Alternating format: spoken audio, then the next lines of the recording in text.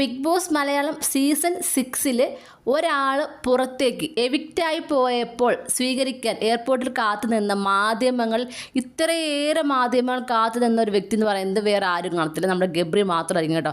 ഗബ്രിയെ കാണാൻ ഒരുപാട് മാധ്യമങ്ങൾ അവിടെ കാത്തിരിപ്പുണ്ടായിരുന്നു. കാര്യം ഗബ്രിയുടെ കയ്യിൽ നിന്ന് കിട്ടുന്ന ഓരോ ആൻസറും വിലവെടുപ്പുള്ളതാണ്. കാര്യം അവരുടെ കണ്ടൻറ്റാണ്. അവർ പറയുന്നുണ്ട് പുറകെ പൊക്കെ കണ്ടൻറ്റാണെന്ന്. കാര്യം അവർക്കറിയാം ഗബ്രി പറയുന്ന ഓരോ കാര്യങ്ങളും പുറത്ത് പ്രേക്ഷകർ കാത്തിരിക്കുകയാണെന്ന്. അത് നെഗറ്റീവായിട്ട് എടുക്കാൻ ഒരുപാട് പേരുണ്ടായിരിക്കാം, പോസിറ്റീവായിട്ട് കുറച്ച് പേരുണ്ടായിരിക്കാം. പക്ഷെ ഞാനിപ്പോൾ ഇവിടെ ഗബ്രിയെ ഒരു ബിഗ് ബോസ് മെറ്റീരിയൽ ആയിട്ട് തന്നെയാണ് കാണുന്നത്. എന്തൊക്കെ പറഞ്ഞാലും എത്രയൊക്കെ നെഗറ്റീവ് എന്ന് പറഞ്ഞാലും അത് ഏത് രീതി എടുക്കണമെന്ന് എനിക്ക് തോന്നുന്നു ഗബ്രിക്ക് അറിയാം.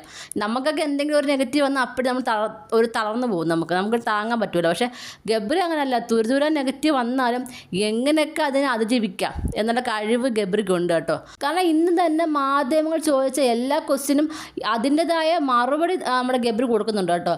അപ്പം എനിക്ക് തോന്നുന്നു ഒരുപാട് പ്രഷറൊക്കെ ഉണ്ടായപ്പോഴും ഉന്തും തള്ളും ആളുകൾ പുറത്തേക്ക് വീഴുമെന്നൊക്കെ ഉള്ളപ്പോഴാണ് ഗബ്രി മാറിപ്പോയത്. പക്ഷേ അതിന് മുമ്പാണെന്ന് തോന്നുന്നു ഒരു ഇൻ്റർവ്യൂ ഞാൻ കണ്ടു, ലൈവ് ഇൻ്റർവ്യൂ ആയിട്ട് 3-4 മാധ്യമങ്ങൾക്ക് മാത്രമായിട്ട് എനിക്കൊന്ന് എയർപോർട്ടിനകത്ത് വെച്ചിട്ടാണെന്ന് തോന്നുന്നു ആ ഒരു ലൈവ് ഇൻ്റർവ്യൂ കൊടുക്കുന്നുണ്ട്. അപ്പം ലൈവായിട്ട് ചോദിക്കുകയാണ്, അല്ലാതെ എഡിറ്റഡായിട്ട് പിന്നെ വന്നതല്ല.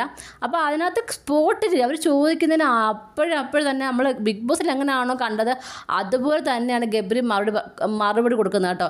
ജാസ്മിനെ കുറിച്ച് ചോദിക്കുന്നുണ്ട്, അവിടുത്തെ ഗെയിമിങ്ങിനെ കുറിച്ച് ചോദിക്കുന്നുണ്ട്. അതുപോലെ തന്നെ നമ്മുടെ സിബിൻ പറഞ്ഞില്ലേ ഒരു മെഡിസിൻ കൊടുക്കുന്നു, അതിനെക്കുറിച്ചും ചോദിക്കുന്നുണ്ട്. അതായത് സിബിന് കൊടുക്കുന്നു എന്ന് പറഞ്ഞിട്ടല്ല ചോദിക്കുന്നത്. ഇതേപോലെ തന്നെ നമ്മുടെ ഗബ്രി ഇങ്ങോട്ട് പറയുകയാണ്, ഗബ്രിക്ക് ഇതേപോലെ 13-14 പ്രാവശ്യം അങ്ങാണ്ട് ഫിസിക്കലായിട്ട് മെൻ്റലി ഒരുപാട് ഡൗൺ ആയി പോയപ്പോഴും പാനിക് അറ്റാക്ക് വന്നു. ഒരു ദിവസം 5-6 പ്രാവശ്യം കൊണ്ട് പാനിക് അറ്റാക്ക് പോലെ വന്നു. അപ്പോഴൊക്കെ ഇവർ മെഡിസിൻ കൊടുത്തിരുന്നു. അപ്പം ആ മെഡിസിൻസൊക്കെ ഗബ്രി കഴിച്ചു എന്ന്. അതെന്ന് പറഞ്ഞാൽ മൈൻഡ് റിലീഫ് ആവാനും നമുക്ക് നന്നായിട്ട് ഉറങ്ങാനും വേണ്ടിയിട്ടുള്ളതാണെന്നാണ് നമ്മുടെ ഗബ്രി പറയുന്നത്. അപ്പോൾ അതായത് അവിടെ ആർക്കെങ്കിലും മെൻ്റലി എന്തെങ്കിലും ഒരു ഡിസ്റ്റർബൻസ് തോന്നിയാൽ ആ ഒരു മെഡിസിൻ എല്ലാവർക്കും കൊടുക്കാറുണ്ട്. അതുപോലെ തന്നെ ഗബ്രിക്കും കിട്ടിയിട്ടുണ്ട്. ഗബ്രിക്കാണ്ട് 13 പ്രാവശ്യം കൊണ്ട് ആ മെഡിസിൻ കൊടുത്തു, അത് കഴിക്കുകയും ചെയ്തെന്നാണ് നമ്മുടെ ഗബ്രി പറയുന്നത്. അപ്പം അതിനെക്കുറിച്ച് ഗബ്രിക്ക് ആ ഉത്തരത്തോടെ തന്നെ എനിക്ക് തോന്നുന്നു സിബിന് എന്തുകൊണ്ട് ആ മെഡിസിൻ കൊടുത്തു എന്നുള്ളൊരു ഉത്തരം കിട്ടിയെന്ന് എനിക്ക് തോന്നുന്നു. പല ആളുകളും പറയുന്നത് സിബിനെ മനഃപൂർവ്വം അങ്ങനെ ഒരു മെൻ്റൽ പേഷ്യൻ്റ് ആക്കാൻ വേണ്ടിയിട്ട് കൊടുത്തതാണ്. പക്ഷേ ഇപ്പോൾ മനസ്സിലാകുന്നുണ്ട് സിബിന് മാത്രമല്ല എല്ലാവർക്കും കൊടുക്കുന്നുണ്ട്. കാര്യം മെൻ്റലി ആ ഒരു ഡിസ്റ്റർബൻസ് വരുമ്പോൾ അതൊന്ന് കുറയ്ക്കാൻ വേണ്ടിയിട്ടാണ് അങ്ങനത്തെ ഒരു മെഡിസിൻ കൊടുക്കുന്നത്. അതുപോലെ തന്നെ ജാസ്മിൻ്റെ വൃത്തിയെ കുറിച്ച് ചോദിക്കുന്നു. അപ്പം പറയുന്നത് അത്യാവശ്യം വൃത്തിയുള്ള ആൾ തന്നെയാണ് ജാസ്മിൻ. പിന്നെ ജാസ്മിൻ തന്നെയാണ് സ്വയം അതൊരു കുഴിച്ചിരുന്നത്. കാര്യം ജാസ്മിനാണ് പറഞ്ഞത് 2 ദിവസം കൂടുമ്പോഴേ കുളിക്കാറുള്ളതെന്നൊക്കെ പറഞ്ഞുണ്ട്. പക്ഷേ ജാസ്മിൻ അത്യാവശ്യം വൃത്തിയുള്ള കൂട്ടത്തിലാണ്. അവിടെ മറ്റു പലർക്കും അത്രയും പോലും വൃത്തിയുള്ളതായിട്ട് തോന്നിയില്ല എന്ന രീതിയിലാണ് നമ്മുടെ ഗബ്രി പറയുന്നത്. പക്ഷേ ആരോടും ഒരു പ്രത്യേക രീതിയിൽ ശത്രുതയൊന്നുമില്ല. ഗെയിം അവിടെ കഴിഞ്ഞു, അതുകൊണ്ട് തന്നെ ഗെയിമിൻ്റെ തരമുള്ള കാര്യങ്ങളൊന്നും ചോദിക്കേണ്ടെന്നാണ് ഗബ്രി പറയുന്നത്. ഗെയിമൊക്കെ അവിടെ കളഞ്ഞു, ഇനി എനിക്കിവിടെ ആരോടും പ്രത്യേകിച്ച് ദേഷ്യമൊന്നുമില്ല. പിന്നെ കപ്പ് ആരടിക്കണമെന്ന് ചോദിച്ചപ്പോൾ പറഞ്ഞു ജാസ്മിൻ കപ്പടിക്കാനാണ് താല്പര്യം. കാര്യം റോക്കിയോട് പോലും പലർക്കും സംസാരിക്കാൻ പിടിച്ചിരിക്കാൻ പറ്റിയിട്ടില്ല. പക്ഷേ ആ ഒരു റോക്കിയെടുത്ത് പോലും അത്രയും സംസാരിച്ച് നിൽക്കാൻ കഴിവുള്ളൊരു വ്യക്തിയാണ് ജാസ്മിൻ. അതുകൊണ്ട് തന്നെ ജാസ്മിൻ കപ്പടിക്കാൻ ആഗ്രഹിക്കുന്നു. അതല്ലെന്നുണ്ടെങ്കിൽ ജിൻഡോ കപ്പടിക്കണം എന്നാണ് നമ്മുടെ ഗബ്രി പറയുന്നത്.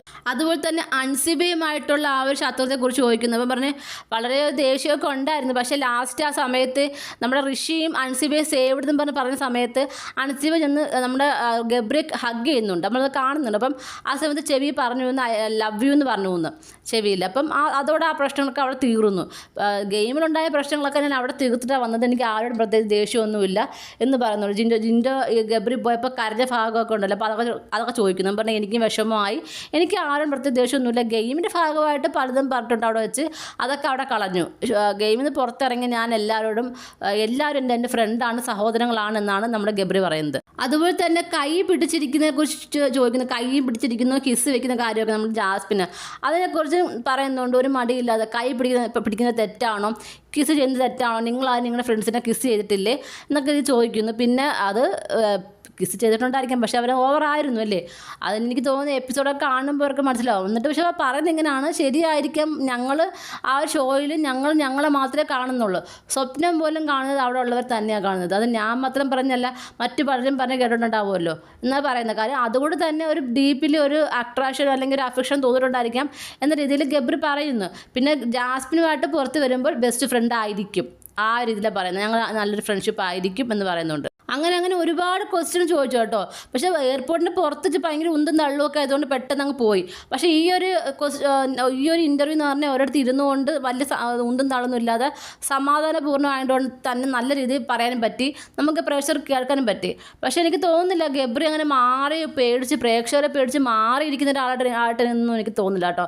കാര്യം ബിഗ് ബോസിൽ എങ്ങനെ ആയിരുന്നു അതുപോലെ തന്നെ ആയിരിക്കും നമ്മുടെ ഗബ്രി പറയുന്നത് എങ്ങനെയാണ്, എന്നെ വിളിച്ചാലും ഞാൻ പോകും, എനിക്ക് കപ്പടിക്കുന്നതല്ല പ്രധാനം, എനിക്ക് ഗെയിം കളിക്കണം. പിന്നെ എന്നെ ഇപ്പം നിങ്ങളെല്ലാം മനസ്സിലാക്കിയില്ലേ, എൻ്റെ മുഖമൊക്കെ നിങ്ങൾക്ക് മനസ്സിലായില്ലേ, ഇപ്പം ഞാൻ ആരാണെന്ന് നിങ്ങൾക്ക് അറിയത്തില്ല, എനിക്ക് അത് തന്നെയായിരുന്നു വേണ്ടത്, എന്നെ എല്ലാവരും തിരിച്ചറിയണം, അതാണ് എനിക്ക് വേണ്ടത്. അപ്പോൾ എനിക്ക് തോന്നുന്നു ഗബ്രിക്ക് നെഗറ്റീവും പോസിറ്റീവും ഒന്നും പ്രശ്നമല്ല, എല്ലാവരും എന്നെ മനസ്സിലാക്കണം, അല്ലെങ്കിൽ ഫെയിം കിട്ടണം, ഇത് മാത്രമായിരുന്നു തോന്നുന്നു ഗബ്രിയുടെ ആഗ്രഹം. അതുപോലെ തന്നെ ജാസ്മിൻ, ഗബ്രി, നോറയൊക്കെ പ്ലാൻ ചെയ്ത് വന്നതാണോ എന്ന് ചോദിക്കുന്നപ്പം ഇത് പറഞ്ഞ ഞാനല്ല, നമ്മുടെ ജിൻഡോ ചേട്ടനാണ് പറഞ്ഞത്. അപ്പം ചേട്ടൻ പറഞ്ഞത് നിങ്ങൾ വിശ്വസിച്ചെങ്കിൽ അത് അദ്ദേഹത്തിൻ്റെ ഗെയിം, അദ്ദേഹത്തിന് ഗെയിം വിജയിച്ചു എന്നാണ് നമ്മുടെ ഗബ്രി പറയുന്നത്.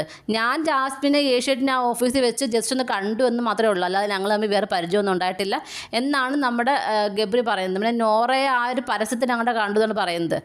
അതല്ലാതെ നോറയായിട്ട് മറ്റേ കമ്പനി ഇല്ലെന്ന് പറയുന്നത്. അപ്പം എന്തായാലും അത് പ്രേക്ഷകരെ വിശ്വസിച്ചെങ്കിൽ അത് ജിൻഡോയുടെ ഗെയിം സക്സസ് ആണെന്നാണ് പറയുന്നത്. അതുപോലെ തന്നെ ബിഗ് ബോസ് എന്ന ഷോ നിർത്തണമെന്ന് ചോദിക്കുന്നുണ്ട്. അപ്പം പറഞ്ഞാൽ അന്നത്തെ നിർത്തുന്നത് നല്ല ഷോ അല്ലേ, കാണണോ താല്പര്യമുള്ളവർ മാത്രം കണ്ടാൽ മതി, അവർ നടത്തിക്കോട്ടെ എന്നാണ് നമ്മുടെ ഗബ്രി പറയുന്നത്. ശരിയാണ്, കാണണോ താല്പര്യമുള്ളവർ മാത്രം കണ്ടാൽ അതില്ലേ, കാണണ്ട എന്നുള്ളവർ കാണണ്ട. എന്തായാലും ഗബ്രിയുടെ മറുപടിയൊക്കെ അടിപൊളിയായിരുന്നു കേട്ടോ. എന്തായാലും ജനങ്ങളെ പേടിച്ച് മാറിയിരിക്കുന്ന ഒരാളായിട്ട് എനിക്ക് തോന്നുന്നില്ല കേട്ടോ ഗബ്രിയെ. പിന്നെ ഷോയ്ക്ക് അകത്ത് നെഗറ്റീവ് ആയിരുന്നു, അതുകൊണ്ട് പുറത്തും നെഗറ്റീവ് തന്നെ ആയിരിക്കണം എന്ന് ആഗ്രഹിക്കുന്നതുകൊണ്ട് എനിക്ക് താല്പര്യമില്ല. അതൊക്കെ അവർ സ്വന്തമായ ലൈഫാണ്, അത് അവർ തീരുമാനിക്കണം. നമ്മുടെ BB ഹൗസിനകത്ത് എന്തായിരുന്നു അതിനെ നമ്മളെല്ലാം വിമർശിച്ചു, അതവിടെ കളഞ്ഞു. പുറത്തിറങ്ങിയിട്ട് അവർ പുറത്ത് നടന്ന് പിന്നെയും നെഗറ്റീവാണെന്ന് പറയുന്നതുകൊണ്ട് താല്പര്യമില്ല. കാര്യം മുമ്പ് സീസണിലൊക്കെ പോസിറ്റീവായിട്ട് പുറത്തിറങ്ങിയ ആളുകൾ പിന്നീട് കട്ട നെഗറ്റീവ് ആകുന്നത് നമ്മൾ കണ്ടാണ്. കാര്യം BB ഹൗസിനുള്ളിൽ അവർ ഒരു പോസിറ്റീവ് ആകുന്ന രീതിയിൽ അവർ അഭിനയിച്ചു, പുറത്തിറങ്ങുമ്പോൾ അവർക്ക് അഭിനയിക്കാൻ പറ്റില്ല. അതുകൊണ്ട് തന്നെ അവർ റിയൽ ഫേസ് പുറത്തേക്ക് വന്നപ്പോൾ ഒരുപാട് ഈ ഒരു വ്യക്തിയെ സ്നേഹിച്ച ഒരുപാട് വ്യക്തികൾ പിന്നെ തിരിച്ച് പറയേണ്ട അവസ്ഥ വന്നു. അപ്പം അതുകൊണ്ട് BB ഹൗസിനകത്ത് പോസിറ്റീവായ വ്യക്തികളെല്ലാം നല്ലവരാണെന്നും നെഗറ്റീവായ വ്യക്തികളെല്ലാം മോശമാണെന്നുള്ള അഭിപ്രായമൊന്നും എനിക്കില്ല. അതുകൊണ്ട് തന്നെ അവർ പുറത്തേക്ക് പോകുമ്പോൾ അവർ ലൈഫ് തേടി പോകട്ടെന്നത് തന്നെയാണ് എൻ്റെ ഒരു ആഗ്രഹം. എന്തായാലും തനിക്കെതിരെ വരുന്ന എല്ലാ ആരോപണങ്ങളെ അല്ലെങ്കിൽ എല്ലാ ക്വസ്റ്റ്യനെയും നേരിടാനുള്ള ശക്തി എന്തായാലും ഗബ്രിക്ക് ഉണ്ട് കേട്ടോ. ഗബ്രി ഒളിച്ചു പോകുന്നതാണ് സ്വഭാവമായിട്ട് എനിക്ക് തോന്നുന്നില്ല. ഗബ്രി ഇനിയും വരും, എല്ലാ ഇൻ്റർവ്യൂസിനും പങ്കെടുക്കും, തനിക്ക് എതിരെ വരുന്ന ചോദ്യങ്ങൾക്കെല്ലാം നല്ല മറുപടിയും കൊടുക്കുകയും ചെയ്യും കേട്ടോ. ആരോടും ഒന്നുമില്ല. എങ്ങനെയെങ്കിലും ഫേമസ് ആകണമെന്ന് വിചാരം മാത്രമേ ഉള്ളൂ കേട്ടോ. അത് പറയുന്നുണ്ട്, എന്നെ ഇപ്പം എല്ലാവരും മനസ്സിലായില്ല, എന്നെ കണ്ടില്ല, ഇതായിരുന്നു എൻ്റെ താല്പര്യമെന്ന്. എന്തായാലും ഗബ്രി ആഗ്രഹിച്ച പോലെ തന്നെ ഗബ്രിക്ക് നല്ല ഉയർച്ച ഉണ്ടാവട്ടെ എന്ന് ഞാൻ ആഗ്രഹിക്കുന്നു. നിങ്ങൾക്ക് എന്താണ് തോന്നുന്നത്? നിങ്ങളുടെ അഭിപ്രായങ്ങൾ താഴെ കമൻറ്റ് ബോക്സിൽ മറക്കാതെ രേഖപ്പെടുത്തണം.